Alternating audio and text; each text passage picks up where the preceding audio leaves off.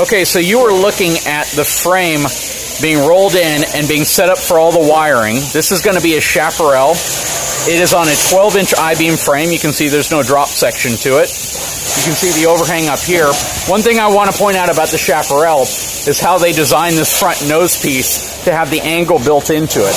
This is one of the reasons why you can have an incredibly tight turning angle with the chaparral that you may not get with some other brands. If you look how far ahead the hitch is, this is essentially where the cap's going to come down, and that gives you a tremendous amount of turning, especially if you have a short bed truck. So that's something you want to consider when you're looking at any brand of fifth wheel, is how is it designed, and is that going to benefit you whenever you're towing it with your specific vehicle. Now, Fred, correct me if I'm wrong, but this is essentially where kind of all the pre-wiring, all the subfloor wiring takes place? Correct. So, what we've done is we've brought the frame in, and within this station we're going to hang axles, install the wiring, a lot of wiring that is going to go from front and back that will go within the enclosed portion of the floor. Okay. So prior to the floor being actually set on the unit, it gives us ability to work within that structure. That is all accessible through our bottom panels. It's just at this point in time, prior to those panels being put on, it's easier for us to wire without that. Okay.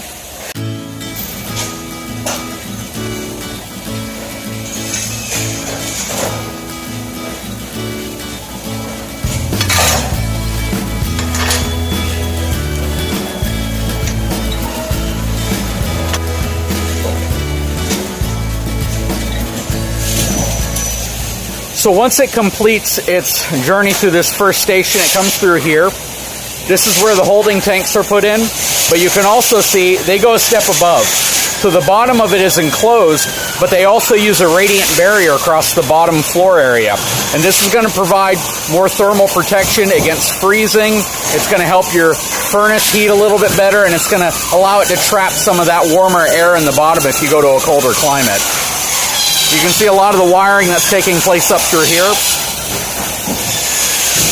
But this is essentially kind of the next step. You can see the suspension that they use here, which is the Dexter Easy Flex. All Dexter components, Dexter axles. This is where the slide-out motor comes into place. Your wiring all the way up to the front. A laminated product where we laminate the floors and laminate the sidewalls, where it's a one-piece solid structure. We don't have the ability to run wires through those walls and through those floors. So what's going to happen is the main wiring is going to run through the floor, through the roof, and then we have the rear wall and generally a bath wall where we'll run down and attach the converters. So they've now moved the frame onto this little rolling station they have right here, which gives them the ability to get it on the main assembly line, which is going to go through the entire stage of being built. A lot of hard-working folks here. Okay, so what's happening here? Right now they're working on the holding tank areas, getting all the plumbing set prior to the floor actually being installed on top of the frame. Okay.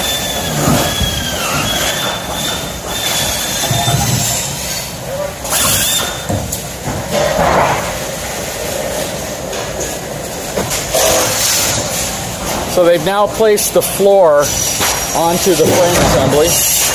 This is where you can see your ducting coming through. You can also see the aluminum decking here. This is going to be your pass-through storage area, your basement. So while the fifth wheel frame and floor is moving across this side, on the opposite side is where you have the cabinetry shop. And I apologize, it's a factory, so it is very loud. This is essentially where all the cabinetry is getting set up, ready and produced, as well as your interior walls. You can see over here where all the components are getting assembled and put together. And then right here in front of me, you can actually see the interior wall parts. Your doorways, your hallways, the parts that will essentially make up the bulk of the interior of the coach. Okay, so as the body moves along to this next section, this is where you're going to see the interior structure start to get added. You can see where some of the furniture, the walls, countertops, all of it get installed.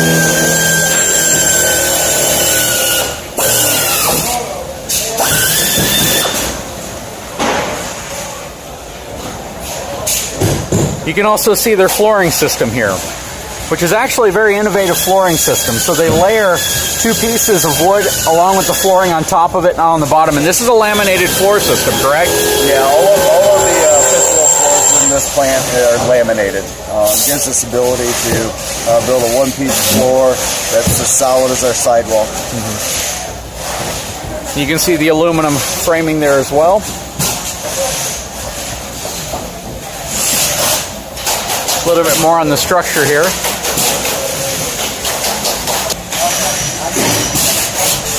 This next station is actually a Brookstone. You can see some of the differences again. You can see the frame, but let's take a look at the pass-through and compare it to the chaparral.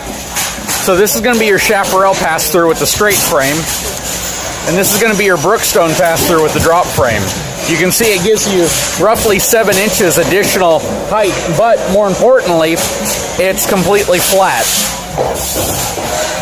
You can also see the significantly thicker aluminum sections here. That's a 3-inch section right here versus the chaparral, which is about 1.5 inches.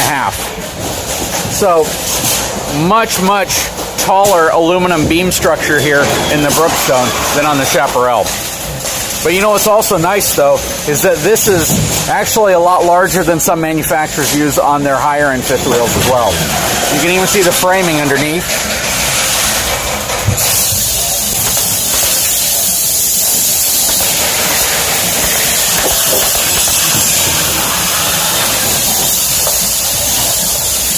Regardless of whether you get a chaparral or a Brookstone, you have these huge, huge front storage areas. I mean, without the actual cap being on or this cover here, just look how massive this is. This is easily 4 feet tall. A little bit shallower on the chaparral versus the Brookstone, but again, that's another benefit of having a drop frame. And then you can see the radiant barrier that they put here as well. And this radiant barrier extends the entire length here. They do that on both the chaparral and the Brookstone. So something else that's innovative about this specific Brookstone floor plan is traditionally you see all your waterworks boards up front in the main basement area. On this specific coach, it's back here in the back corner. So this is really cool because typically you're running these long hoses just to be able to get from your waterworks to all your plumbing connections, which tend to be near the back of your RV. On this one, they've positioned the waterworks board here on the back of the coach, so you have access to it really where all your connections tend to be. So that is pretty cool. So Fred, you just explained to me what this young lady does down the line. What is she currently doing? Currently, she's inspecting for code violations. If we can't build a unit to code, we shouldn't be building a unit. Yep. And codes are pretty complex. I mean, there's so many different codes. I mean, she's versed codes. Goes through all of our classes and everything. And she consistently walks the units, looks for areas that could potentially be a concern for us. And takes into account, units that we've recently have sent to PDI. If anything over there, has any type of a deviation, she's looking for those issues too to make sure that there's no trends. And this is the best time to do it while everything's exposed, while right? It's building, when you can't inspect it after the coach is built. You have to see it, when the walls and prior to all that's being built. Absolutely. So what Fred was just telling me is that their gas lines and everything are checked even during this process, where a lot of manufacturers will only check pressure on their gas lines once it's in PDI at the end of the line. They check theirs consistently throughout the line as well, because there's always a chance that it could have been pinched or something could have happened. And they want to make sure that it holds the right amount of pressure even at this stage of the assembly. There you can see each of those walls will become the outer wall of the slide out that it fills. Oh, wow. So that's cool, and that's actually different than some manufacturers. Yeah. Yeah, some manufacturers will build the slide outs independently of their wall. Our walls are built with the outer wall built into it. After the unit's fully assembled, we will cut out the end walls and take them down to our slide out department, and that'll become the outer wall of this unit. And that actually is something a lot of people may not realize, that the slide wall itself uses Asdel and not just the sidewall of the coach. Correct. That's very cool.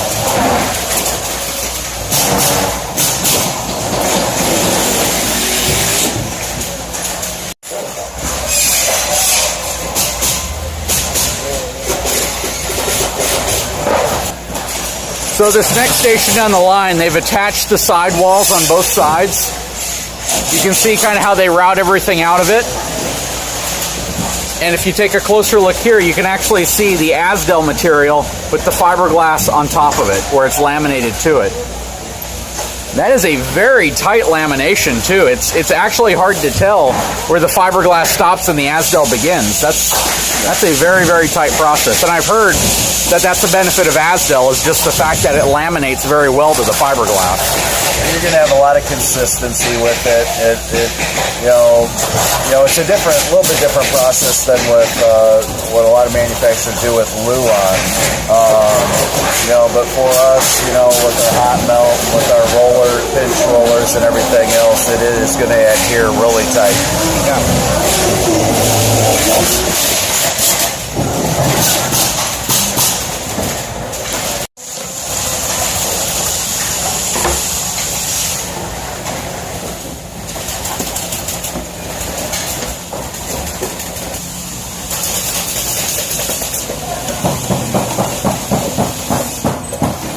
So we've gone upstairs to take a look at the roof assembly. Whenever it's time to put the roof on, they use this gantry system, hoist it up, and place it on top. See if we can get a closer look at this. Actually, see them putting the Subfloor on. Oh, yeah. This is where they actually put the astrofoil and the batted insulation on top of the roof. So you can see that they use a residential insulation and then they cover it with the astrofoil. And this is their chaparral. So you can see even on their slightly lower cost unit, they still go through the process of putting insulation and astrofoil on it, which acts as a radiant barrier on top of the residential level of insulation. You can see them putting the decking on top as well. That gives it the full walk-on capability. So one thing that's pretty impressive, and this is the first time I've ever really seen the roof of an RV in this process of assembly, is just the construction here. It's a very structural setup, very rigid. I've seen some videos where some manufacturers use steel up here, but it's that real thin steel and it's real flexible. But this is a very rigid assembly. And Fred was telling me that this enables them to build a solid one-piece roof that can be lifted up and put directly onto the body of the fifth wheel and not have to go in sections like some manufacturers have to. You can see kind of the ducting system, how it goes throughout the coach as well to get air where it needs to go.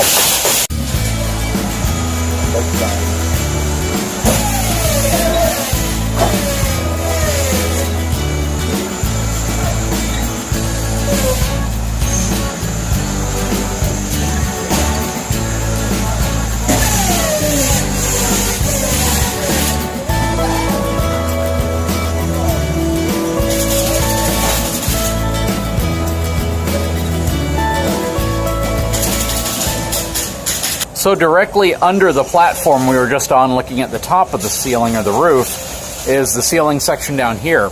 And they make this section the perfect height for you to stand up and work on anything you need to work on, such as installing your vents, installing speakers. This is really cool. Like I said, it's just right here, so it's roughly 6 feet off of the ground, and it is a really well lit area as well. They have LED lighting all around this section, so they can install what they need to install.